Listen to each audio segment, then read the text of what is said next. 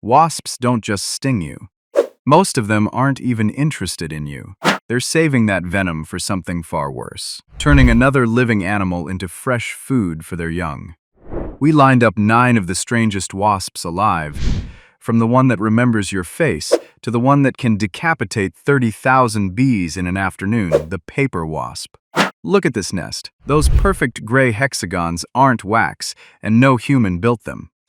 The wasp built them out of paper. It scrapes wood fiber off fences and dead branches, chews it with saliva into a wet gray pulp, and spits it out as papier-mâche, the exact trick humans wouldn't invent for millions of years.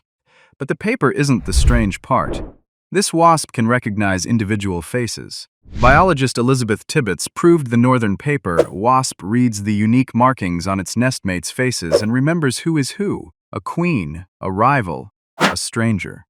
Dab a little paint on one wasp's face, and the others treat it like an intruder. A brain smaller than a grain of rice, running facial recognition. So we start gently. A wasp that builds with paper and knows exactly who you are. It gets much worse from here. The mud dauber is a builder too, but what it builds is a tomb.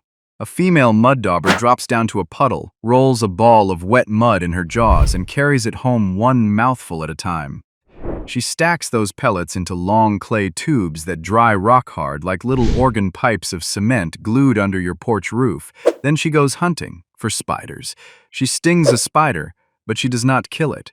Her venom paralyzes it, freezing it in place while it stays completely alive. She drags the living, frozen spider back and stuffs it into a mud tube.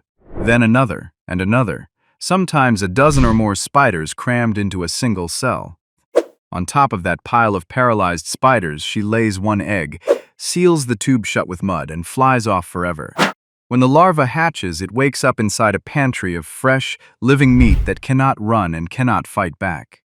It eats the spiders slowly, keeping them alive as long as possible so nothing ever rots. A cement nursery, stocked with living prisoners, and she is not the last wasp on this list to raise her baby that way. The cuckoo wasp is the most beautiful wasp you will ever see, a living jewel, shimmering metallic green, blue, and gold like a chip of polished gemstone. And it's a thief. The cuckoo wasp doesn't build anything and doesn't hunt anything. It sneaks into another wasp's nest while the owner is out and lays its own egg inside, so its larva can eat the host's stored food or the host's own baby. But breaking into an armed nest is dangerous. So evolution handed the cuckoo wasp a tank's armor. Its shell isn't smooth like other wasps. It's thick, coarse, and deeply pitted, tough enough that a defending wasp's stinger and jaws simply can't punch through. And when it does get caught, it does something almost no other wasp can do. It tucks in its head and legs and rolls into a tight, armored ball. The furious host stings it, bites it, flips it around, and just bounces off a shiny metal marble. Once the coast is clear, the ball unrolls, and the burglar strolls out completely unharmed. A jewel thief in bulletproof armor that turns into a pill bug the second the alarm goes off. The fig wasp is smaller than a sesame seed, and it will spend its entire life, birth, mating, and death trapped out of single socks of fruit. Figs and fig wasps are locked in a deal millions of years old. The fig can't make seeds without the wasp, and the wasp can't breed without the fig. A pregnant female squeezes into a tiny hole in an unripe fig, so tight that she usually rips off her own wings and antennae just getting in. Inside, she pollinates the flowers, lays her eggs, and dies. Her sons hatch first, and they are little nightmares. The males are born wingless and nearly blind, pale things that will never once see daylight. Their only job is to mate, sometimes with their own sisters, while everyone is still sealed inside the fruit. Then the males do one final thing. They chew a tunnel out through the wall of the fig, cut an escape hatch for their winged sisters, and die inside the only world they ever knew. The females crawl out through that tunnel, dusted head to toe in pollen, and fly off to find a fresh fig and start the whole cycle again. And before you ask, no, you are not crunching wasps when you eat a fig. The plant releases an enzyme called phycin that digests the dead wasp completely, turning her back into part of the fruit. The Ichneumon Wasp comes with a built-in power drill. Trailing behind this insect is a thread-thin spike, sometimes longer than its whole body, the ovipositor. It looks impossibly fragile, like a stray hair, but it can bore straight through solid wood. Deep inside a dead tree, hidden centimeters under the bark, is the fat larva of a wood-boring insect. The ichneumon can't see it, so it taps the wood with its antennae and listens, sensing the faint vibrations of the grub chewing in the dark. Once it locks onto the target, it rises up on tiptoe and begins to drill. And here's the part that sounds made up. The tip of that ovipositor is reinforced with metal. Scientists found zinc, and in some species manganese, packed into the cutting edge, hardening it like a drill bit tipped with tungsten. Megarhysa can drive it up to 14 centimeters down through hard wood. When it finally reaches the hidden grub, it threads an egg down the shaft and lays it right onto the still-living victim. The ichneumon larva hatches inside the wood and eats the grub alive. A hair-thin, metal-tipped drill, hunting prey it cannot even see through solid timber. The executioner wasp. The name is not a joke. This big tropical wasp from Central and South America delivers what may be the single most painful sting on the planet. Wildlife host Coyote Peterson has taken a hit from nearly everything with a stinger. The bullet ant, the tarantula hawk, the warrior wasp. He called the executioner wasp the worst of all of them.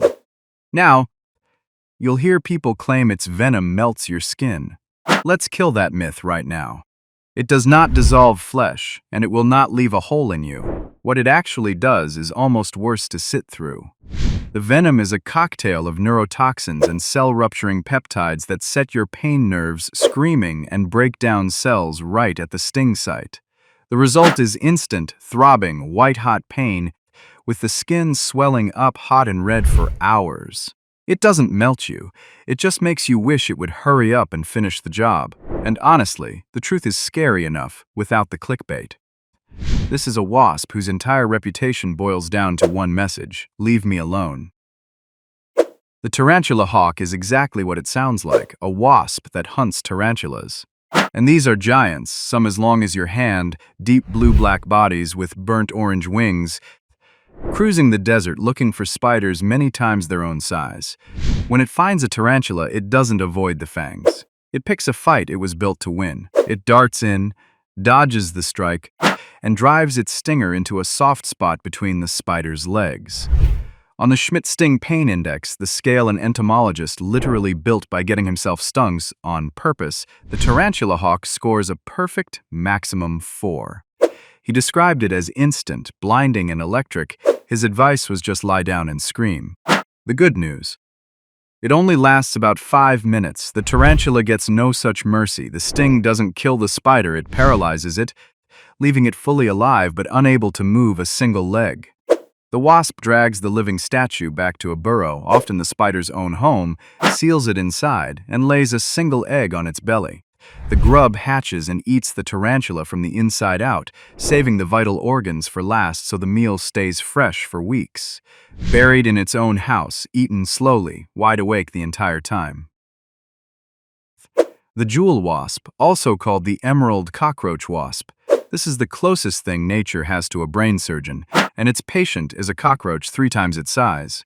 It can't drag a roach that big, so instead, it hijacks the roach's mind and makes the roach walk itself to its own grave. It happens in 2 precise strikes.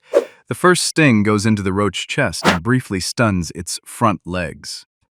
That buys the wasp a few seconds to line up the real target, the head. The second sting is delivered directly into the roach's brain, into the exact clusters of nerve cells that control the urge to flee. And the wasp is not guessing. It can feel its way to the right spot with its stinger and injects venom that quietly switches off the escape reflex. The roach isn't paralyzed. It can still walk perfectly well. It just no longer wants to run. It has become a calm, obedient zombie. Then comes the leash.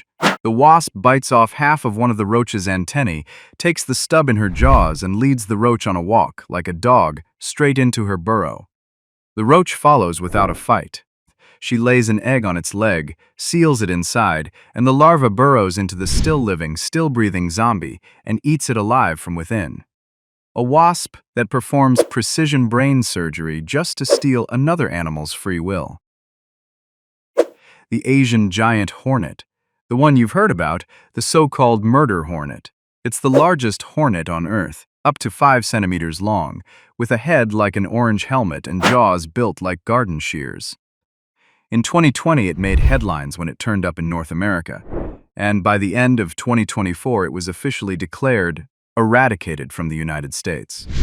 But back home across Asia, it does something horrifying every single year. First, let's clear up the myth. It does not bite bees in half. What it actually does is more chilling. When a scout finds a honeybee hive, it marks it, and a raiding party moves in, often fewer than 50 hornets. Then the slaughter phase begins. Using those enormous jaws, each hornet decapitates bees one after another, up to 40 a minute. In just a few hours, that tiny raiding party can turn a colony of 30,000 bees into a carpet of headless bodies, then move in and haul off the larvae to feed their own young. European honeybees have no defense against this at all, but Japanese honeybees do, and it is the perfect way to end this list. When a hornet scout shows up, hundreds of Japanese bees don't run. They pile onto it in a living ball and start vibrating their flight muscles, cranking the temperature inside the ball to around 47 degrees Celsius. The hornet cooks to death, while the bees, tuned to survive just a fraction of a degree hotter, calmly walk away. The unkillable giant, boiled alive by the very prey it came to butcher. Here's the thing about wasps. They don't need to be dangerous to you to be terrifying.